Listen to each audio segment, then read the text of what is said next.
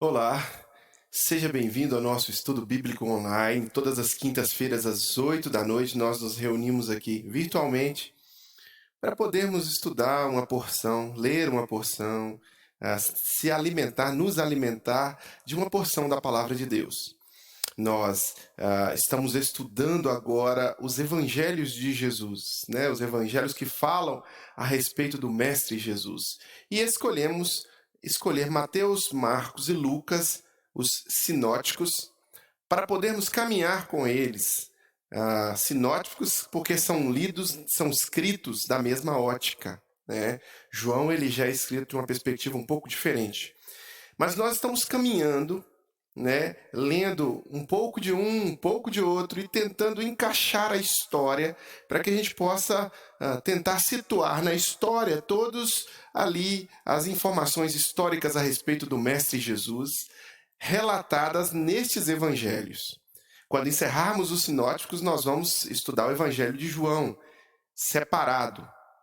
E os sinóticos nós vamos estudando juntos. Então, na semana passada, nós já introduzimos aí uma leitura a respeito daquele primeiro momento em que o Mestre Jesus vem ao mundo, né? Essas relações familiares, essa dinâmica ali do anjo ter escolhido Maria, José. E nós lemos Mateus e Lucas. Por que não lemos Marcos? Porque o relato de Marcos, ele já se inicia especificamente no batismo de Jesus, falando de João Batista, né? Que, na verdade, é o capítulo 3 de Mateus, né? O capítulo 3 de Mateus ali já começa relatando essa questão da voz do que clama no deserto. E nós estamos dando prosseguimento. Então, a cada quinta-feira, nós vamos prosseguir de onde paramos. Nós paramos no capítulo 1 de Lucas, versículo 46, ainda nesse momento primeiro, né, em que Maria agora vai entoar o seu cântico. Ela vai entoar um cântico de alegria, um cântico de declaração e de adoração ao Senhor, por este agraciamento, né?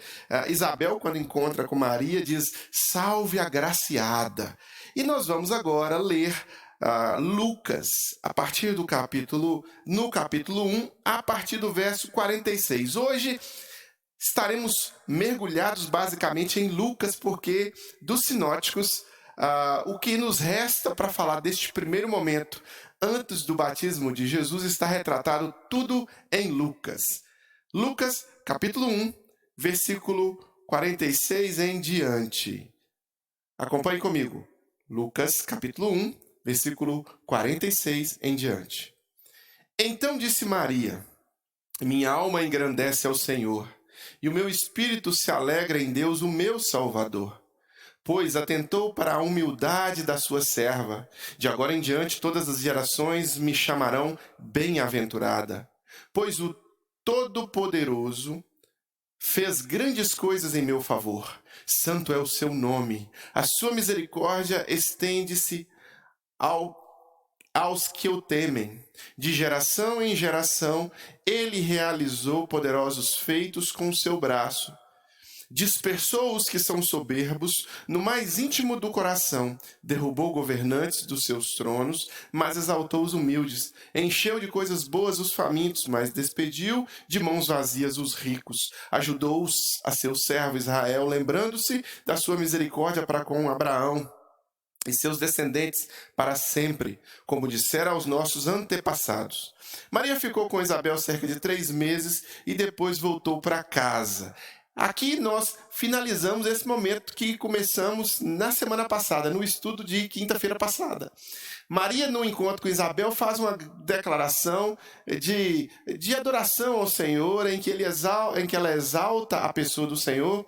E eu gostaria de destacar o comecinho dessa declaração, desse cântico de Maria, né? A minha alma engrandece ao Senhor e o Espírito se alegra em Deus, o meu Salvador.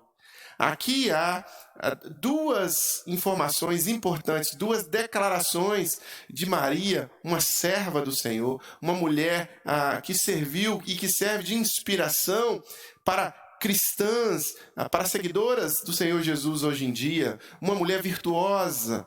Maria diz, A minha alma engrandece ao Senhor. Maria sabe o seu lugar no reino de Deus e se coloca como serva do Senhor, como escrava do Senhor, né? Todo servo de Deus, todo cristão é um escravo, é um doulos, é um servo do Senhor, é aquele que se entrega ao Senhor. E ela se entregava ao Senhor tanto que foi agraciada. Salve a agraciada, né? A graça do Senhor veio sobre ela. Isabel declarou isso, né? Bendita és tu entre as mulheres, bendito é o fruto do vosso ventre, né? Aqui há essa informação de que ela reconhece o senhorio de Deus sobre a vida dela. E ela também diz que a alma dela, o espírito dela se alegraria em Deus, o Salvador dela, já fazendo uma declaração, pressupondo uma necessidade que todo ser humano tem de um Salvador. Precisamos de salvação.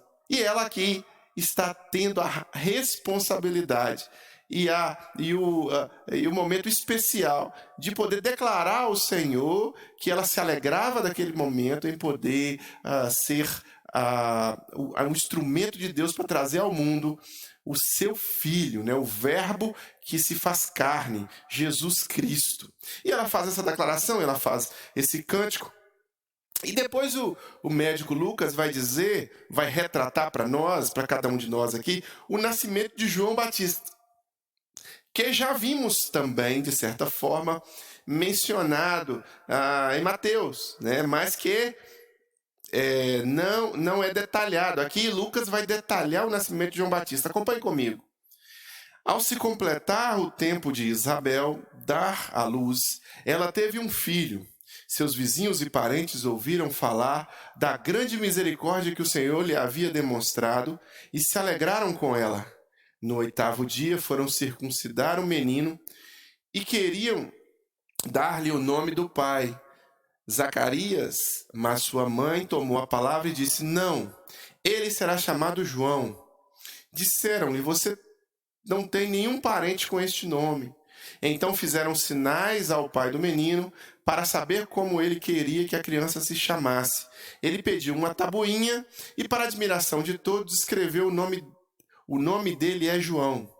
Imediatamente sua boca se abriu, sua língua se soltou e ele começou a falar louvando a Deus. Todos os vizinhos ficaram cheios de temor e por toda a região montanhosa da Judéia se falava sobre essas coisas.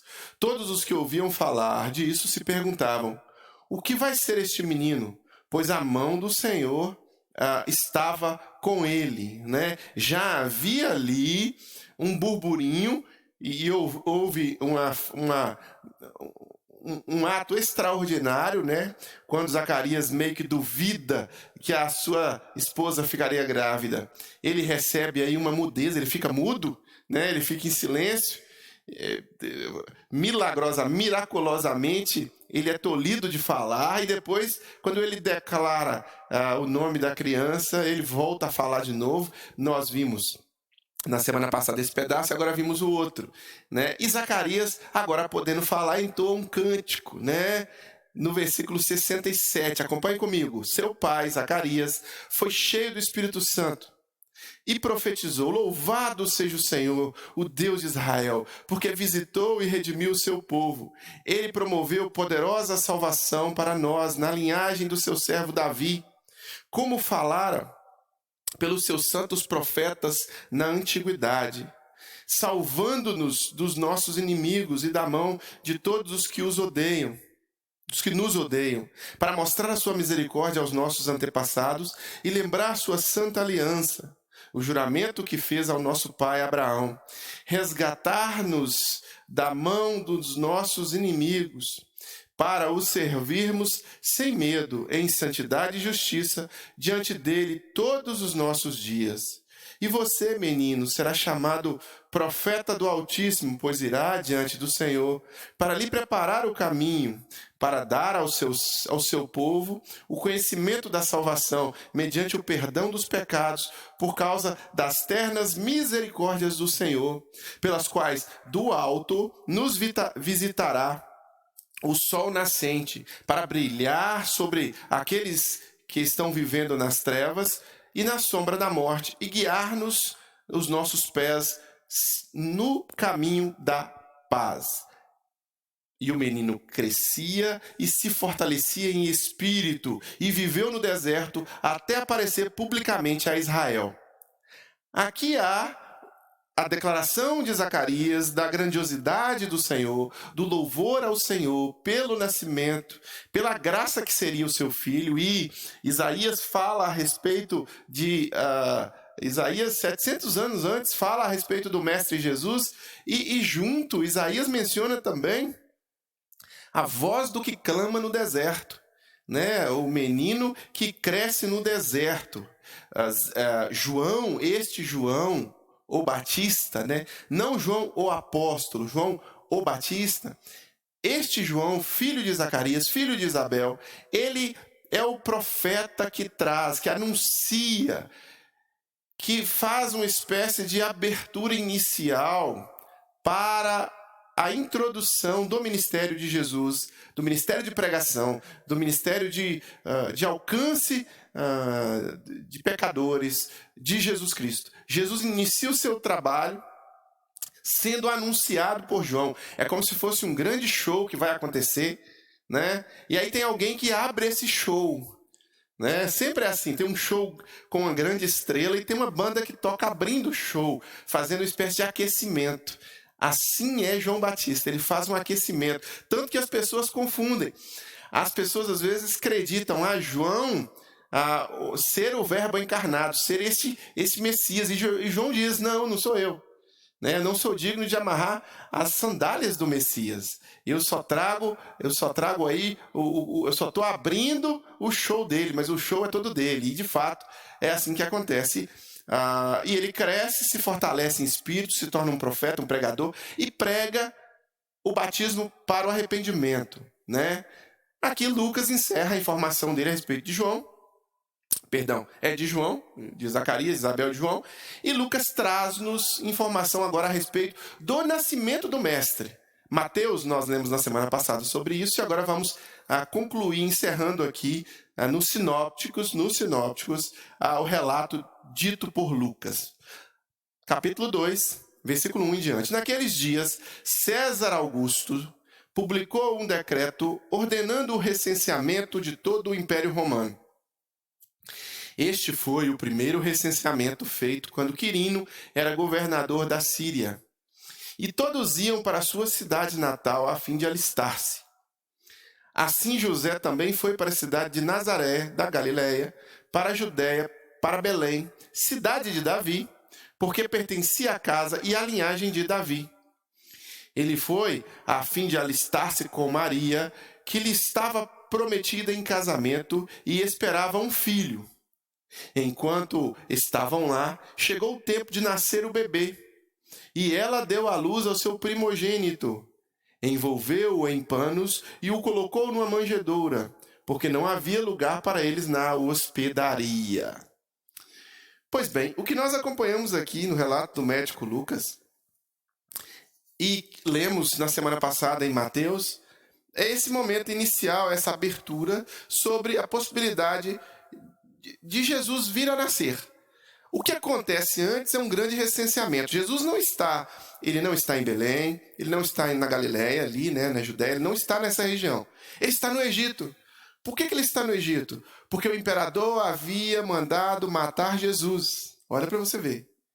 Quando Jesus nasce, os magos do Oriente, falamos isso na semana passada, e os magos do Oriente anunciam a vinda do Mestre, o imperador diz que este não ocupe o lugar dele. E ele ordena a morte de Jesus. Não só de Jesus, mas para tentar acertar Jesus, ele mata todas as crianças abaixo de 2 anos de idade. Há um grande pranto, há um grande choro. E aí, José, Maria, alertados pelo anjo, fogem para o Egito. E agora, depois de muito tempo, eles são, alguns meses, eles são chamados para o recenseamento. Aqui o recenseamento vai acontecer.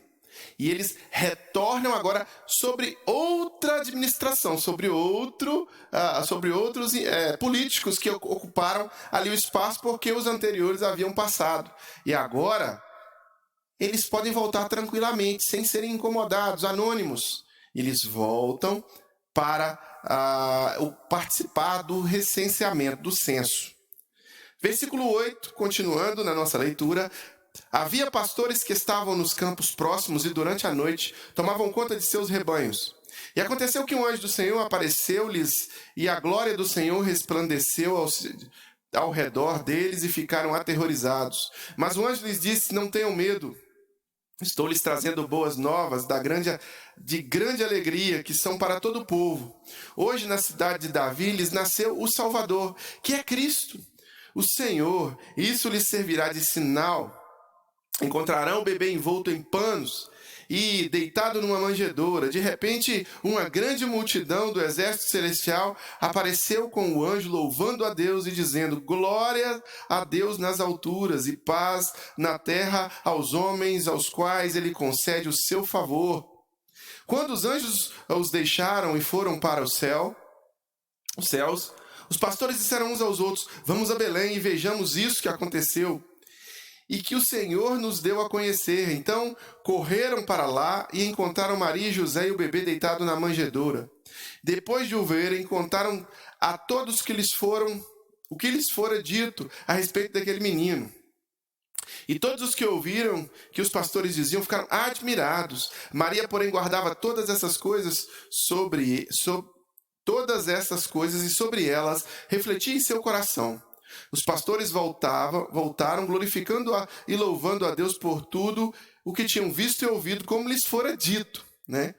Estes pastores são revelados pelo anjo. O anjo tira o véu, o anjo mostra para eles que agora o Salvador havia nascido.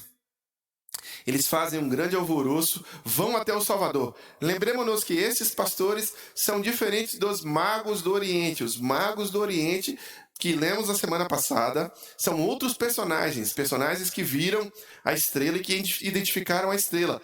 Estes pastores são alertados pelos anjos. No finalzinho do texto que nós lemos, diz que Maria guardava as informações, guardava todos esses acontecimentos em seu coração e refletia sobre eles. Ela refletia sobre tudo o que acontecia. Jesus ainda é um bebê, ainda há uma grande caminhada pela frente. E é possível que José e Maria tenham tido muitos turbilhões, né, de pensamentos e de reflexões sobre o futuro que viria para aquela criança, né? Mas como todo bom judeu, né, da linhagem, da descendência do povo hebreu, especialmente da casa de Davi, Maria e José apresentam o seu filho no templo. E agora Lucas vai retratar esta apresentação. Jesus é apresentado no templo. Completando-se os 8 dias para a circuncisão do menino, foi-lhe posto o nome de Jesus, o qual lhe tinha sido dado pelo anjo antes dele nascer, conforme lemos em Mateus. Completando-se o tempo da purificação deles, de acordo com a lei de Moisés, José e Maria o levaram a Jerusalém para apresentá-lo ao Senhor. Como está escrito na lei do Senhor, todo primogênito do sexo masculino será consagrado ao Senhor. E para oferecer um sacrifício de acordo com o que diz a lei do Senhor, 2 rolinhas ou pombinhos, né? Deveria haver um sacrifício ali de 2 rolinhas ou pombinhos. Havia em Jerusalém um homem chamado Simeão, que era justo e piedoso e que esperava a consolação de Israel. E o Espírito Santo estava sobre ele. Fora-lhe revelado pelo Espírito Santo que ele não morreria antes de ver Cristo, o Senhor. Movido pelo Espírito, ele foi ao templo. Quando os pais trouxeram o menino, Jesus, para lhe fazerem o que requeria os costumes da lei, Simeão tomou nos braços, o louvou a Deus, dizendo: ó soberano, como prometestes, agora podes despedir-me em paz o teu servo, pois os meus olhos já viram a tua salvação, que preparaste que preparaste à vista de todos os povos, luz para a revelação aos gentios e para a glória de Israel, teu povo. O pai e a mãe do menino estavam admirados com o que fora dito a respeito dele. E Simeão o abençoou e disse a Maria, mãe de Jesus: este menino está destinado a causar a queda e o soerguimento de muitos em Israel, e a ser um sinal de contradição, de modo que o pensamento de muitos corações será revelado. Quanto a você, uma espada atravessará sua alma. Estava ali a profetisa Ana, filha de Fanuel, da tribo de Asser. Era muito idosa, tinha vivido com seu marido 7 anos, depois de se casar, e então permanecera viúva até a idade de 84 anos. Nunca deixava o templo. Adorava a Deus jejuando e orando dia e noite. Tendo chegado ali, naquele exato momento, deu graças a Deus e falava a respeito do menino a todos os que esperavam a redenção de Jerusalém. Depois de terem feito tudo o que era exigido pela lei do Senhor, voltaram para sua própria cidade, de Nazaré da Galileia. O menino crescia, se fortalecia, enchendo-se de sabedoria, e a graça de Deus estava sobre ele. Aqui, a apresentação de Jesus no templo, e alguns personagens são mencionados. Um deles é esse Simeão, um homem que tinha uma revelação, que tinha uma informação de que não morreria sem que visse o Salvador. E ele, de fato, vê o Salvador, ele é levado, ele é impelido pelo Espírito, o Espírito está sobre ele, a ir ao templo, e aí ele faz uma declaração, né? E essa declaração ela é impactante, porque imagina Maria ouvindo que uma espada atravessará a alma dela, né? De fato, uma espada atravessa uma mãe de um coração de qualquer mãe que vê o seu filho ali sendo crucificado, sendo torturado, sendo sacrificado, não é verdade? E aqui essas profecias, aqui esses anúncios, esses prenúncios são colocados, né? Jesus ele é apresentado no templo conforme requeria a lei dos hebreus, né? Todo menino fosse de fato circuncidado, apresentado ao 8º dia. Aqui nós vemos um background, um pano de fundo para o que o cristianismo depois, mais tarde, acaba adotando como prática para as suas crianças, né? Os cristãos do 1º século, do 2º século, do 3º século, até o 4º século, cristãos eles não tinham o costume de imergir ou de batizar as suas crianças como ritual cristão. O ritual que o cristão adotava como prática para o seu, e adota até hoje, né, como prática para as suas crianças, até o século IV, depois uma das igrejas, a igreja de Roma, ela adota outro padrão, mas as igrejas cristãs do 1º século adotavam, era por herança aqui dessa apresentação da criança, de certa forma, meio que o pano de fundo para esta apresentação se dá na apresentação judaica. Então, os judeus apresentavam suas crianças no templo, né, seus homens no templo, mas os cristãos apresentam seus homens e suas mulheres, seus filhos, né, todos, não só os homens. O cristianismo muda esse paradigma, né?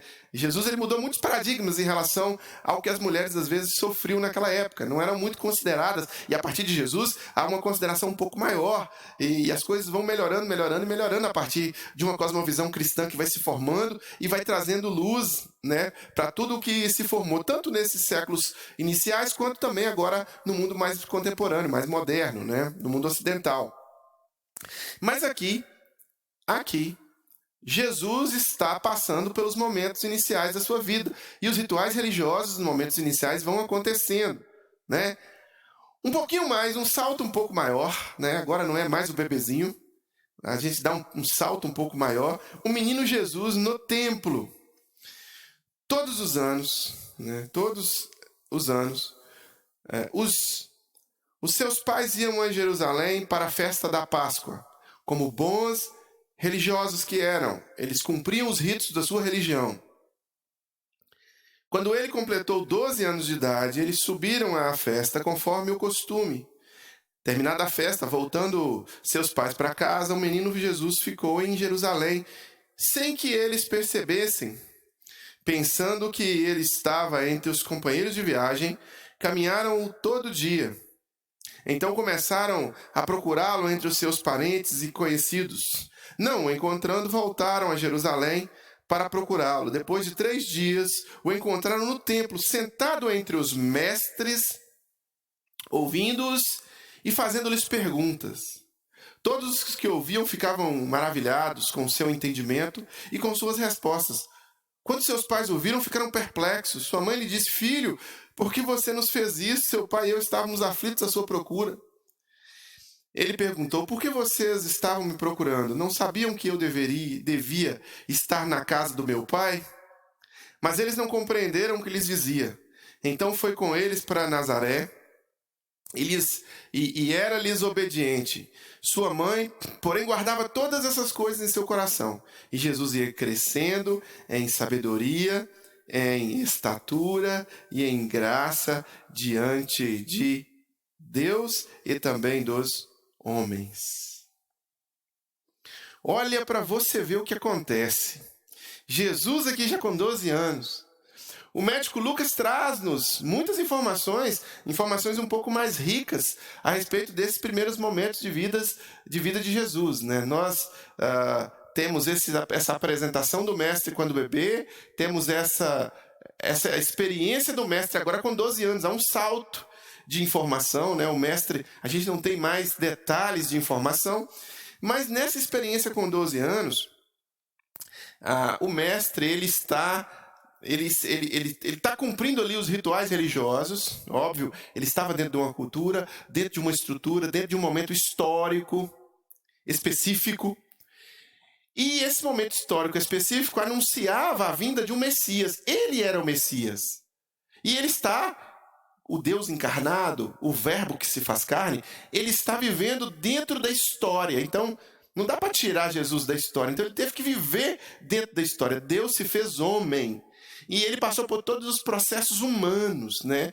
De ir no banheiro, de fazer xixi, de fazer cocô, de chorar. Ele passou por todos esses processos humanos. E aqui, com 12 anos, o verbo encarnado, Jesus Cristo, vai com sua família até a celebração de uma das festas tradicionais, né? Eles estavam indo celebrar a Páscoa com os seus pais.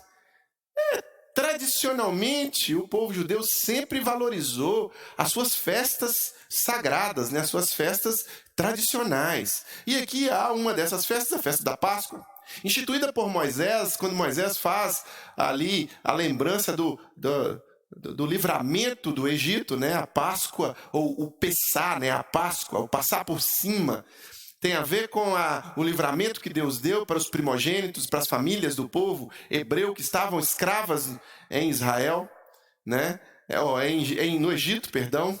Eles estavam escravos no Egito. O anjo da morte passa e aí, pela aspersão do sangue do cordeiro na porta das casas do povo hebreu, os primogênitos são livrados do anjo da morte e o anjo da morte passa por cima.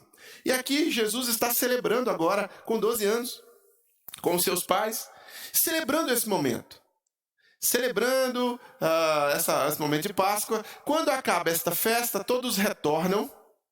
Agora imagina só, você está com seu filho numa festa com uma grande multidão. E aí você vai embora e seu filho de 12 anos, né, como um adolescente, como um pré-adolescente, normal, andar com outros pré-adolescentes ali juntos, né? E você está indo com a sua turma embora e é uma comitiva grande, e quando você anda um dia inteiro e olha para o lado, você não vê seu filho, cadê ele? Aí você se desespera, foi o que aconteceu com Maria e com José, se desesperaram, voltaram, e depois de 3 dias que eles encontraram Jesus, e quando eles encontram Jesus, eles devem estar completamente desesperados. Olha, se fosse hoje, teriam publicado no Facebook, teriam colocado na televisão, teriam feito queixa na polícia, mas nesse desespero todo, o coração deles é acalmado quando eles encontram Jesus. E aí Maria, né, desesperada, obviamente, filho, por que você fez isso com a gente, né? E aí Jesus, presta bem atenção, nós estamos falando de uma criança de 12 anos, mas ao mesmo tempo estamos falando também do Deus encarnado. O Deus encarnado que declara que ele deveria, por que vocês estavam me procurando? Vocês não sabiam que eu deveria estar na casa do meu pai, mas eles não compreenderam o que lhes dizia. Aqui é uma declaração forte, clara, que vem de acordo com aquilo que os anjos já haviam revelado para Maria e para José, mas que muitas vezes o coração não consegue processar, né? O texto, versículo 52 diz, o versículo 51 diz que sua mãe guardava todas essas coisas em seu coração.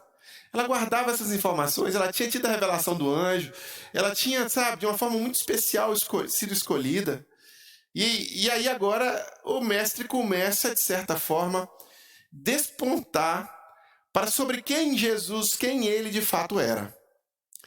Jesus é o Salvador da humanidade. Jesus é o Rei dos Reis, o Senhor dos Senhores. Jesus é aquele que nos traz a paz, porque o castigo vem sobre ele. Jesus é aquele que foi colocado na madeira, na cruz, e é aquele que foi tirado da cruz e ressuscitou ao terceiro dia.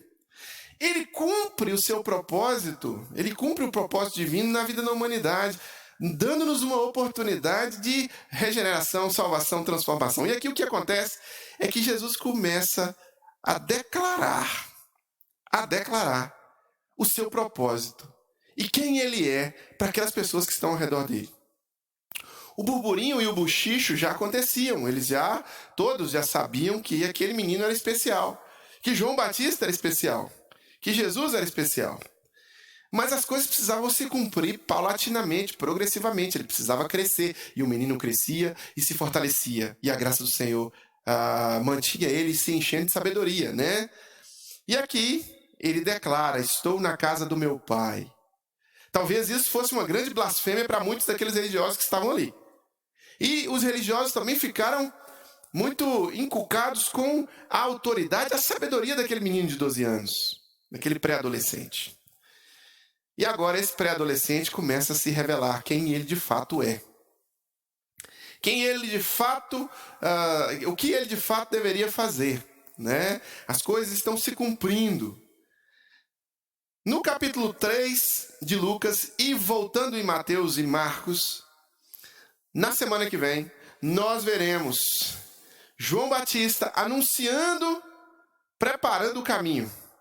E veremos o Mestre Jesus iniciando seu ministério agora adulto, agora com 30 anos de idade, trazendo a mensagem do reino de Deus. Esta mensagem que ela é pregada até hoje e que ela nos convida até hoje ao arrependimento, à confissão de pecados, a um compromisso com Ele, a uma entrega e a uma vida na presença dEle. Mas, uma pausazinha aqui, porque o nosso tempo já estourou.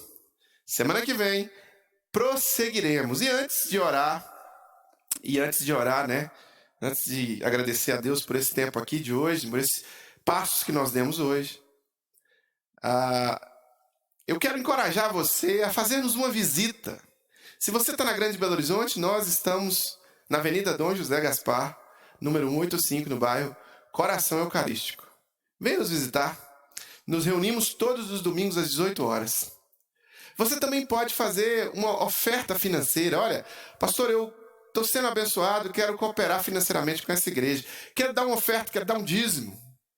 Você pode dar o seu dízimo, dar a sua oferta pela chave Pix financeiro@igrejadocoração.com.